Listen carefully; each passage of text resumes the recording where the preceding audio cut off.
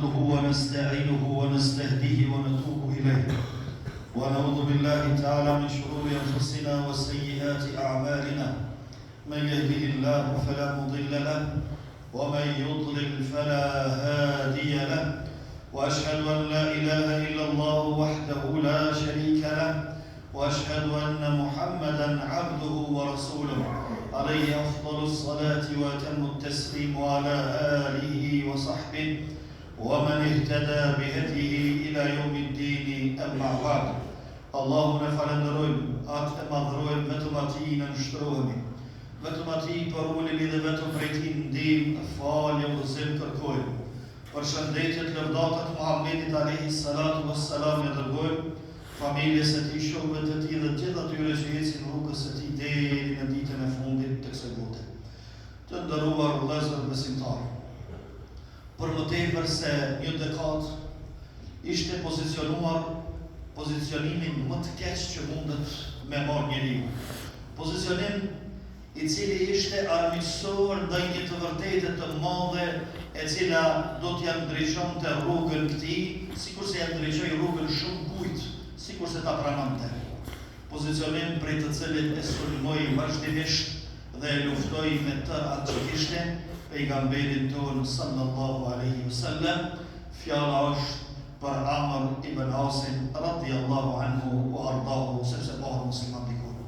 Mirë po don Allahu i lartësuar që këtë person, edhe pse me këtë qëndrim armiqësor, edhe pse me u plot urrëtie dhe luftë kundër Islamit dhe pejgamberit të Islamit Muhammedit alayhi salatu wassalam, don Allahu që pas një kohe ja ruan momentin dhe ja çon udhëzimin.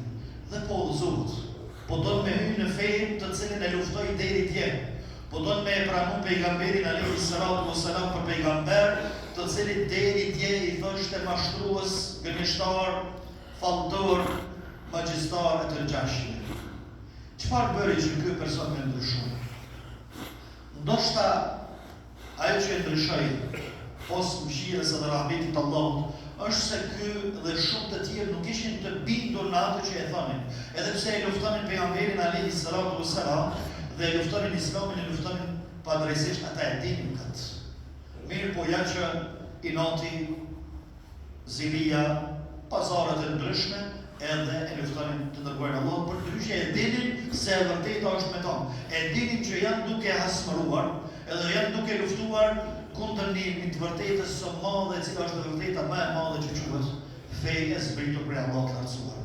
Vjen te pejgamberi alayhi salatu wassalam dhe i dërguari Allahut kur e pa se po vjen me u bë musliman, edhe me dhon besën pejgamberit alayhi salatu wassalam se deri dje kam qenë armik edhe kundërshtari i madh i perpetuum i yti, ndërsa sot e tutje do të jem ushtari i perpetuum i yti, në shërbim të tëndin dhe shërbim të asaj që është e mirë për njerëzit.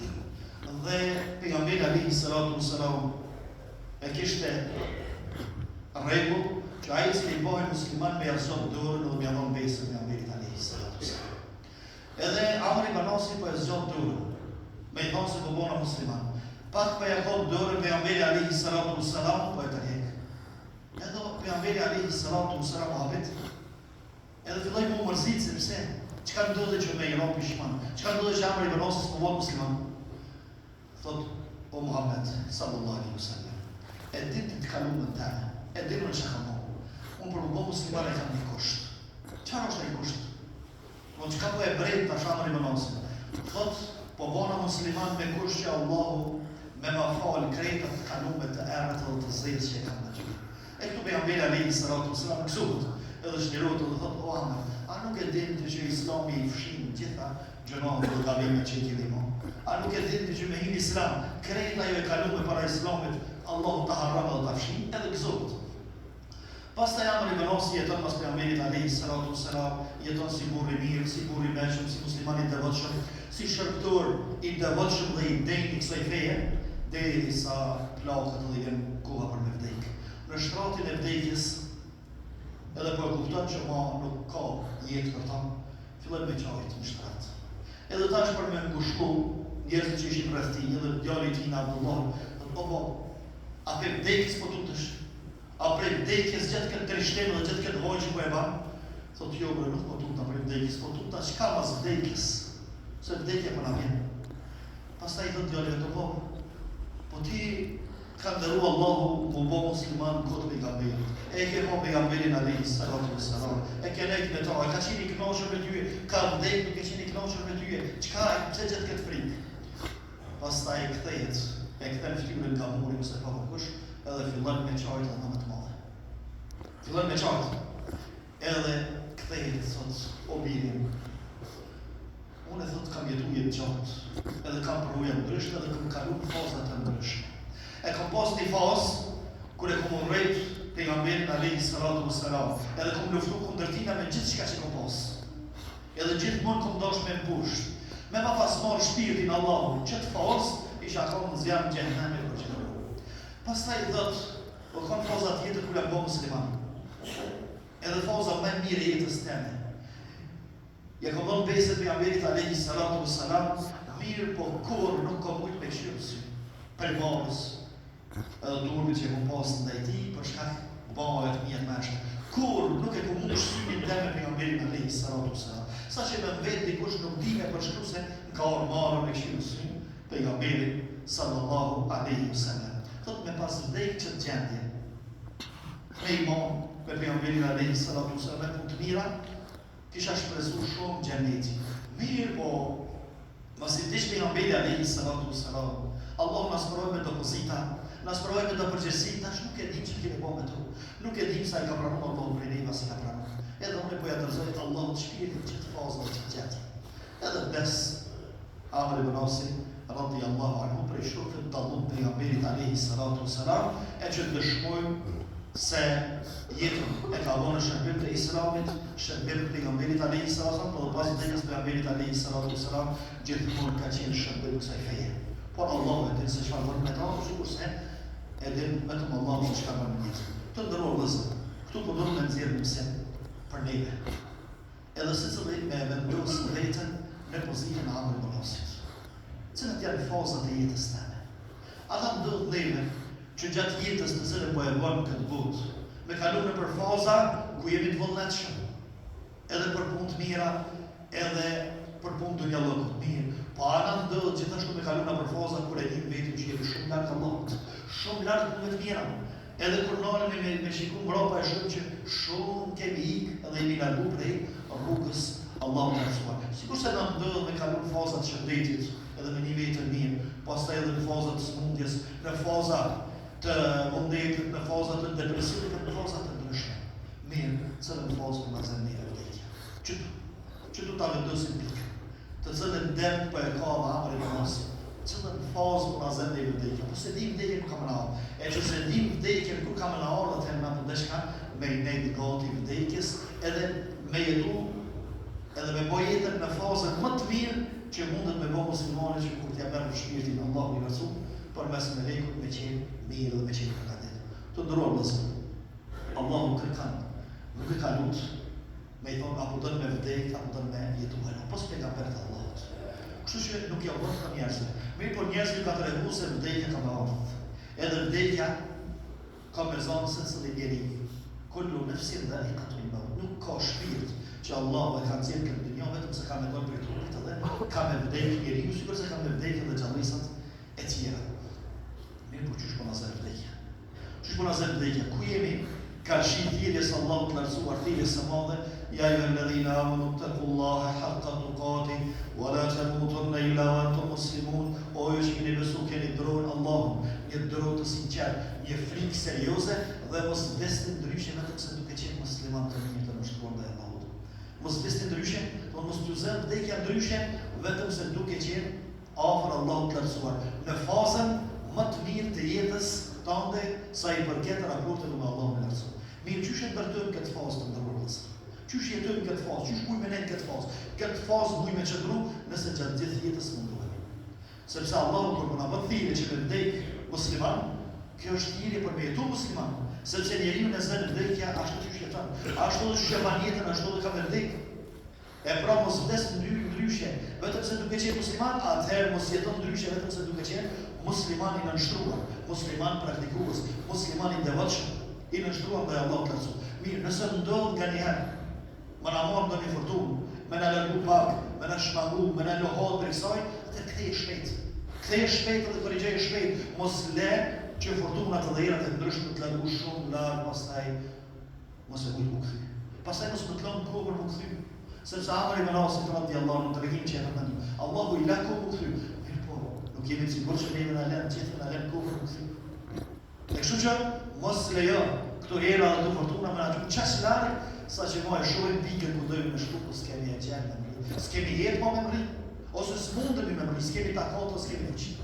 Andaj kthehemi shumë shpejt, sa do që largohemi, sa do që na mashton shejtani, sa do që habitemi se e kthejmë jetën edhe e kthejmë të fazën në të cilën Allahu po na bën thirrje me jetu, me vdekjen e tonë, domthonë me jetën tonë dhe me vdekjen tonë pastaj.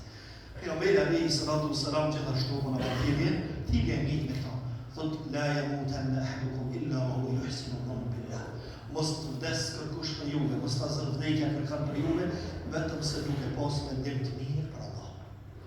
Domthonë jeto me mendim të mirë, ka vëzonë vdekja me mendim të mirë për Allah. Qysh është mendimi i mirë për Allah? Qysh llogaritët që jemi duke mendu mirë, edhe nuk jemi duke e mashtru veten, edhe nuk jemi duke e bërë rrafsh vetës për Allah me lërsu. Të ndërrodhës, Allah ka përëtu se do t'i falë njësa njerës. Allah ka përëtu se besimtarin ka me falë, edhe besimtarin s'ka me qëndru në gjenem për gjithmonë. Mirë po Allahu gjithashtu ka përmend se disa prej muslimanëve kanë me kalon një fazë të jetës së tyre në botën tjetër gjenem. Cili jam ne? A duhet me po provu këtu? A duhet me provu? S'duhet me provu këtu.